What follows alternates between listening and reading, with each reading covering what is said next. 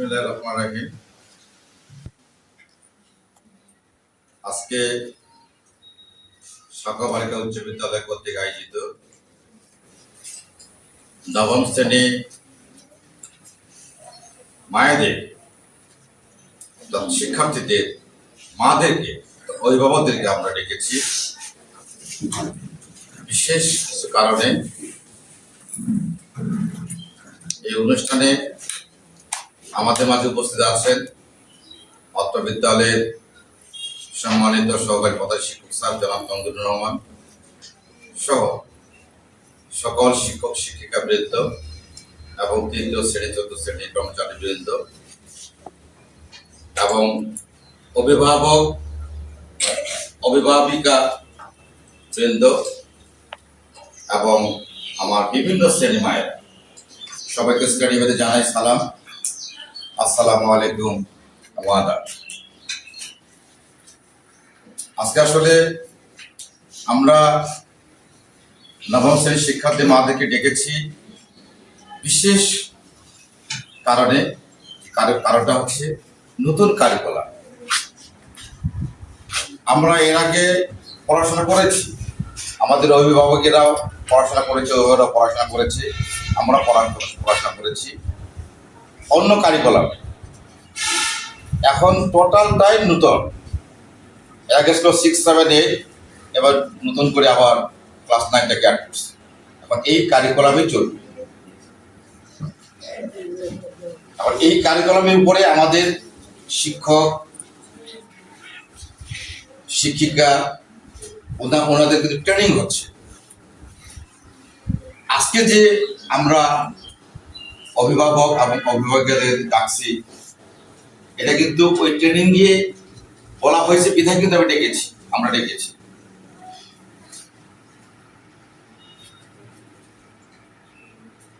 কি করতে হবে, যেমন আমাদের সহকারী শিক্ষক ডাব্লিউ কুমার স্যার এবং সহকারী প্রধান শিক্ষক স্যার তমদুর রহমান স্যার সুন্দর করে বললেন বিষয়গুলো। ওই কথাগুলো সরকার নতুন কারিকুলাম নিয়ে আসছে।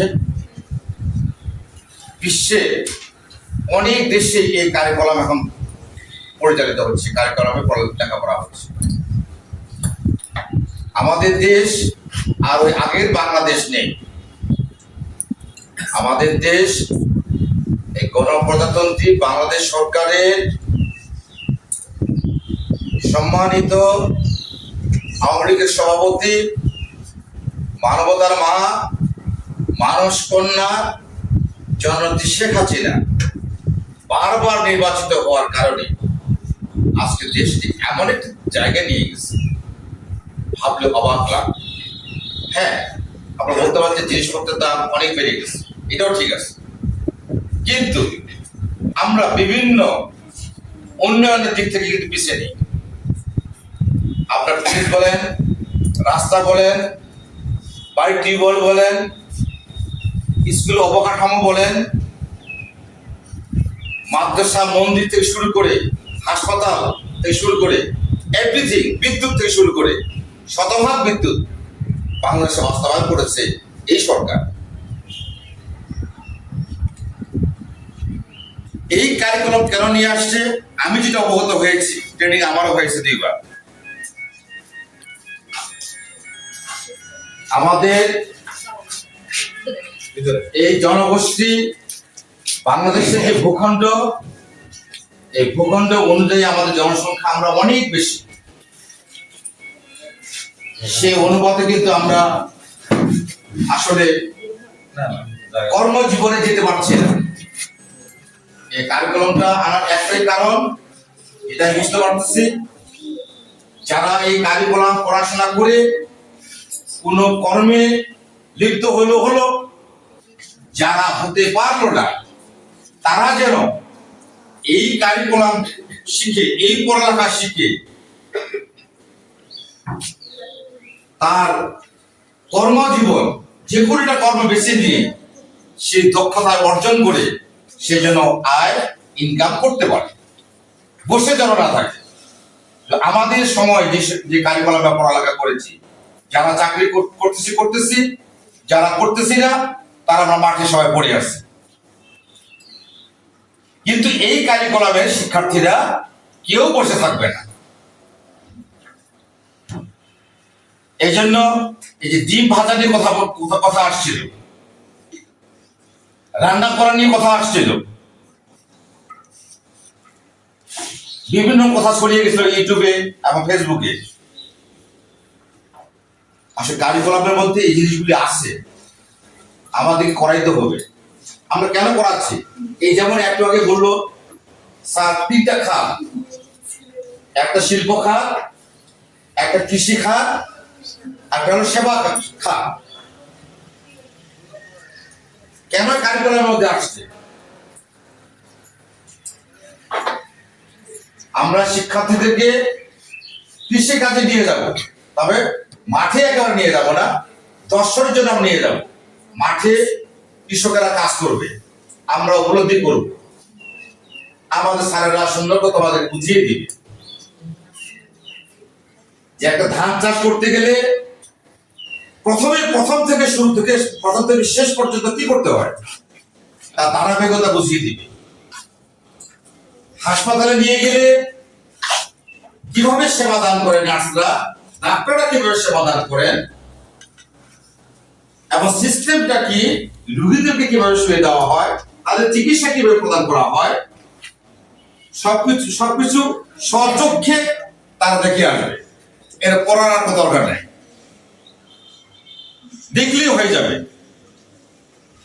দেখে এসে যদি বলা হয় বাবা তোমরা তোমাদের হসপিটাল সম্পর্কে, চিকিৎসা সম্পর্কে, নার্স সম্পর্কে, ডাক্তার সম্পর্কে, আনুষঙ্গিক বিষয় সম্পর্কে তোমার বর্ণনা করে লিখো তো, আমার মনে হয় যে ইনশাল্লাহ প্রত্যেকটি শিক্ষার্থী না পড়ে তারা বিশদ ভাবে তারা লিখতে পারবে, আমার বিশ্বাস। কি বাবা হয় না বলো তো? আমার চেহারা কেমন, আমাদের স্কুলের বাউন্ডারিটা কেমন, আমার স্কুলের মধ্যে কি কি আছে, এটা কি আমরা পড়ছি? কোন বই পড়ছি? কিন্তু যদি বলা হয়, তোমাদেরকে যদি প্রশ্ন করা হয় বা তোমাদের যদি বলা হয় যে তোমরা খাতায় লিখো আমাদের স্কুলের এভরিথিং বিষয় তো বর্ণনা করে লিখো, তোমরা লিখতে পারো কিনা বলো?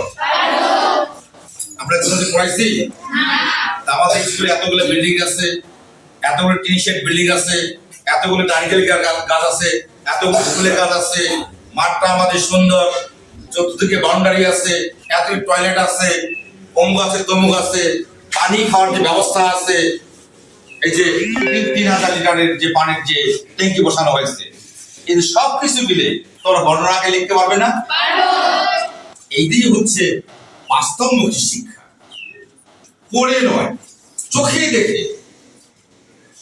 আমরা পরিদর্শনে নিয়ে যাব, তোমাদেরকে দেখাবো, তোমাদেরকে বুঝিয়ে দিব যে এটাই পড়া শেষ, এটা আজীবন মৃত্যুর আগ পর্যন্ত তোমাদের মনে থাকবে।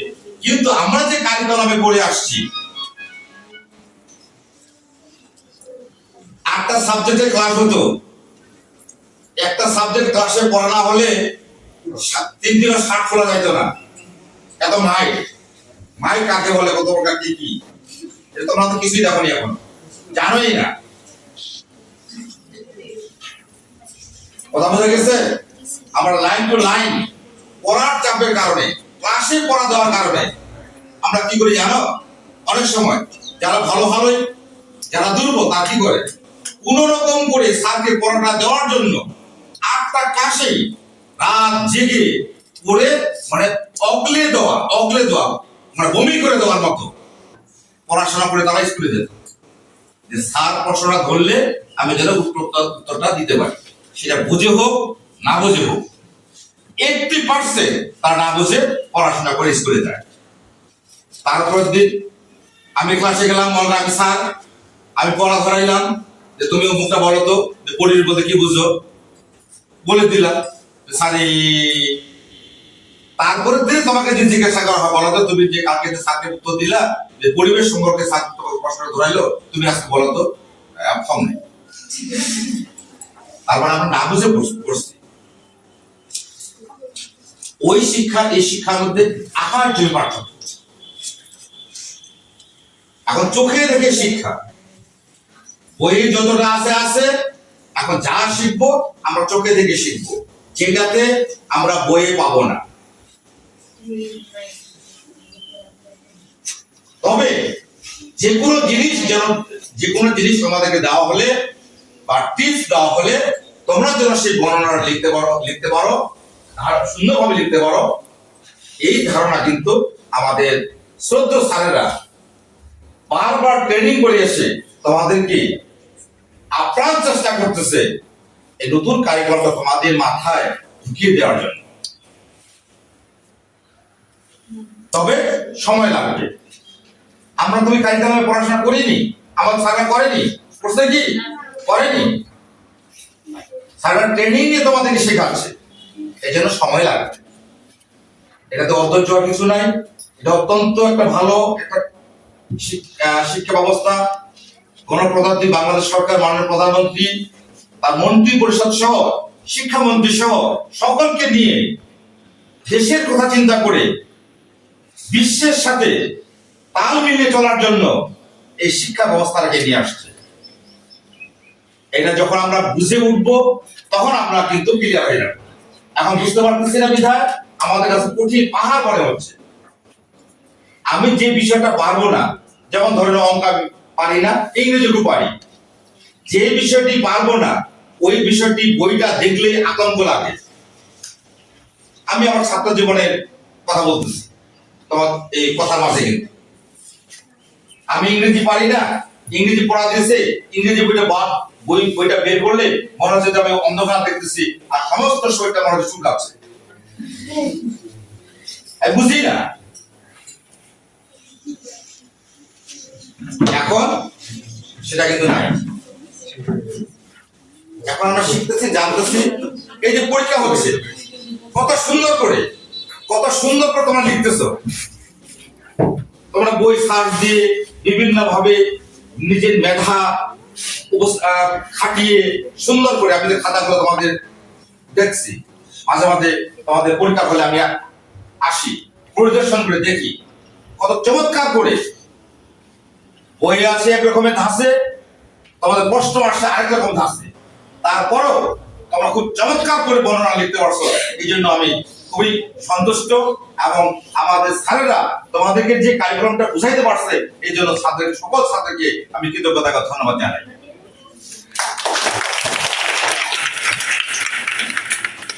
আমি সেই জন্য সবাই বানাচ্ছি না, আমাদের আরেকটা প্রোগ্রাম রয়েছে। আমি সেই জন্য আজকে নবম শ্রেণীর সকল মা এবং বাবা বা দুইজনের মধ্যে যে কোনো একজন আমি আসতে বলছি। উপস্থিতি খুবই নগণ্য, আসলে হতো ভালো হইতো, আমি খুব খুশি হইতাম। যাক, আপনারা যারা আসছেন, স্যারেদের তিনটা খাতের কথা বললো, সেবা খাত, শিল্প খাত, কৃষি খাত, এইগুলি পরিদর্শনের জন্য, শেখার জন্য আমরা পরিদর্শন নিয়ে যাব। আপনারা অনুমতি দিবেন কি দিবেন না সেটা আমার কথার মাঝে আপনারা হাত তুলে আমাকে একটু জানিয়ে দেন।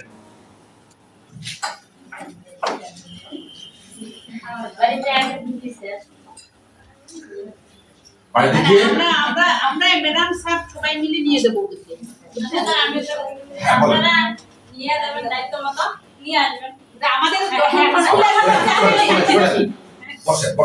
ধন্যবাদ আপনাকে। আপনারা সন্তান জন্ম দিয়েছেন, কিন্তু আমরা কিন্তু আপনাদের পাশাপাশি মানে সহকারী অভিভাবক হিসাবে আমরা কিন্তু কাজ করতেছি। আপনার স্বয়ং জন্মদাতা, আমরা দ্বিতীয় কিন্তু জন্মদাতা। এখন কেন আপনার বড় বলেন কেন সকাল বিকাল 4টার পর থেকে রাতটা আপনাদের মাঝে থাকে, বাকি সময়টা কোথায় থাকে? আমাদের মাঝে থাকে। আমরা হইলাম এই টোটাল শিক্ষার্থী, সকল শিক্ষক শিক্ষিকা, তৃতীয় শ্রেণী চতুর্থ শ্রেণী যত স্টাফ আমরা আছি, সবারই অভিভাবক। তাদের ভালো মন্দ তাদের আচার আচরণ আমরা সবই লক্ষ্য করি আমরা দিক নির্দেশনা দিই তাদেরকে মানুষ করার জন্য, ভবিষ্যতে তারা যেন দেশের কিছু কাজ করতে পারে, দেশের কাজে আসে। আজকের শিক্ষার্থীরা আগামী দিনে ভবিষ্যৎ, আজকের শিক্ষার্থীরা আগামী দিনে ইঞ্জিনিয়ার, আজকের শিক্ষার্থীরা আগামী দিনে ডাক্তার, আজকের শিক্ষার্থীরা আগামী দিনের সেবামূলক কাজে নিয়োজিত, আজকের শিক্ষার্থীরা ইঞ্জিনিয়ার বিভিন্ন কাজে নিয়োজিত। এই সরকার কিন্তু এই আজকের শিক্ষার্থীদের উপরে চেয়ে আছে যে এই ভবিষ্যৎ যে প্রজন্ম, ভবিষ্যৎ যে শিক্ষার্থীরা আছে, এরা দেশকে নিয়ে দিল ভবিষ্যতে পরে এই শিক্ষা ধারণ করে। সেই সাথে আমরাও চাই যে আমাদের স্টুডেন্টরা, আমাদের শিক্ষার্থীরা, আমাদের মায়েরা তারা পড়ালেখা করে তার কর্মজীবনে যাক, কেউ ডাক্তার হোক, কেউ ইঞ্জিনিয়ার হোক, কেউ নার্স হোক, কেউ শিক্ষক হোক, ভালো ভালো অনেক পেশা আছে, তাদের জীবন উজ্জ্বল হোক, এটা আমরা সবসময় কামনা করি। ইতিমধ্যে অনেক শিক্ষার্থী আমাদের এখান থেকে বের হয়ে গিয়ে বিভিন্ন কাজে তারা এগিয়ে গেছে অলরেডি। বিভিন্ন বড় বড় ঢাকা ইউনিভার্সিটি বলেন, আমরা জগন্নাথ ইউনিভার্সিটি বলেন, আমরা জাহাঙ্গীরনগর ইউনিভার্সিটি বলেন, আপনার হাজী দনেশ কৃষি বিশ্ববিদ্যালয় বলেন, আপনার ময়মনসিংহ কৃষি বিশ্ববিদ্যালয় বলেন, আমরা রাজশাহী ইউনিভার্সিটি বলেন, আমরা প্যারামেডিক্যাল বলেন, মেডিকেলে বলেন, বিভিন্ন জায়গায় আমাদের শিক্ষার্থীরা, এই স্কুলের শিক্ষার্থীরা বিভিন্ন জায়গায় আজকে পড়াশোনা করতেছে, অনেকে বের হয়ে আসছে। এই জন্য আপনারা অনুমতি দিবেন অবশ্যই, আমরা যেন নতুন কারিকুলামের ধারাবাহিকতায় আমরা যেন আমাদের শিক্ষার্থীকে ভিতরে আমাদের যা আছে, আমাদের স্যারদের ভিতরে যা আছে, আপ্রাণ চেষ্টা করবে। স্যাররা কিন্তু এখন ছাত্রীদের মতো, মেয়েদের মতো, ওরা কিন্তু স্যাররা কিন্তু পড়াশোনা করতেছে। নির্দেশিকা গাইড আমি স্যারদেরকে সবাইকে দিয়ে দিচ্ছি, স্যাররা অল টাইম বই নিয়ে ব্যস্ত। কারণ এই যে পড়াশোনা, এই খালি লোকটা এসে কোনো কিছু না করে খালি এসে শিক্ষার্থীদের কোনো কিছু পড়াইতে পারবে না। স্যারকে বাসায় অবশ্যই কিছু না কিছু বই সম্পর্কে ধারণা নিয়ে আসতে হবে, তাহলে পড়াইতে পারবে না।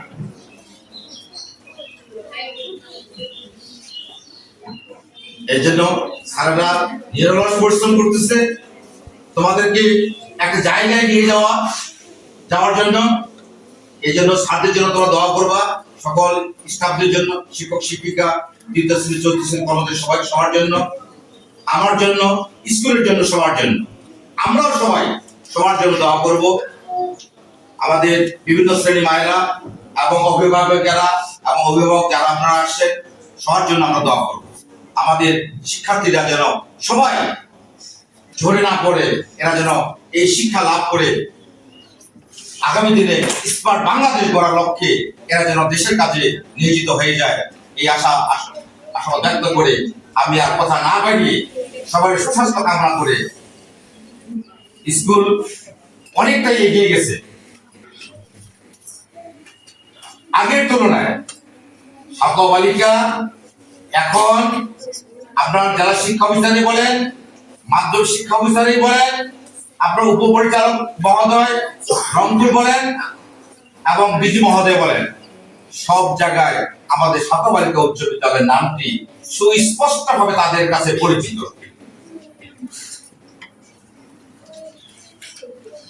এটা কার জন্য আমরা এই লাভটা অর্জন করতে পেরেছি? কার জন্য আমরা এটা অর্জন করতে পেরেছি? শিক্ষার্থীদের জন্য। শিক্ষার্থীরা ভালো রেজাল্ট করেছে, ভালো পড়াশোনা করেছে, ভালো রেজাল্ট করেছে, আমাদের সবাই শোনা হয়েছে। সেই সাথে আপনারা মায়েরা, বাবারা, আপনারা যে সহযোগিতা করেছেন আপনাদের সন্তানটিকে বাড়িতে ঠিকমতো পড়ছে কিনা, ঠিকমতো খাচ্ছে কিনা, ভুল রাস্তা যাচ্ছে কিনা, আপনারা যে গাইডলাইন দিয়েছেন, সবারই সহযোগিতায় আজকে আমাদের স্কুলটি একটি পর্যায়ে চলে গেছে। এই জন্য আপনাদেরকে সবাইকে ধন্যবাদ এবং কৃতজ্ঞতা জানাচ্ছি শাখা বালিকা উচ্চ বিদ্যালয়ের পক্ষ থেকে। এই কারিকুলাম দীর্ঘজীবী হোক, এই কারিকুলামের মধ্য দিয়ে আমরা দেশ যা চাচ্ছে, প্রধানমন্ত্রী যা চাচ্ছে, রাষ্ট্রপতি যা চাচ্ছে, মন্ত্রী পরিষদ যা চাচ্ছে, শিক্ষামন্ত্রী যা চাচ্ছে, আমরা যেন এটা উপহার দিতে পারি নতুন কারিকুলাম ভালোভাবে শিখিয়ে। এই কারণে আমি গণপ্রজাতন্ত্রী বাংলাদেশ সরকারের বাংলাদেশ আওয়ামী লীগের সম্মানিত সভাপতি এবং মানবতার মা মানুষ কন্যা জননেত্রী শেখ হাসিনা ধন্যবাদ জানাচ্ছি, কৃতজ্ঞতা জানাচ্ছি, এবং ওনার মন্ত্রী পরিষদকে কৃতজ্ঞতা জানাচ্ছি, এবং মহিবুল হাসান চৌধুরী নওফেল আমাদের শিক্ষামন্ত্রী, ওনাকে কৃতজ্ঞতা জানাচ্ছি। আমরা আপনার কারিকুলাম দেন, আমাদেরকে শিক্ষক শিক্ষিকাদের বারবার ট্রেনিং করান, আমরা শিখি, আমরা অবশ্যই শিক্ষার্থীদের মাঝে শিক্ষা ব্যবস্থা সুন্দরভাবে উপস্থাপন করে তাদের মাথায় ঢুকিয়ে দেওয়ার চেষ্টা করবো, এই আশাবাদ ব্যক্ত করে সবারই সুস্বাস্থ্য কামনা করে সবাই ভালো থাকে, সুস্থ থাকি এই আশাবাদ ব্যক্ত করে সবাইকে সালাম জানাচ্ছি। আসসালামু আলাইকুম।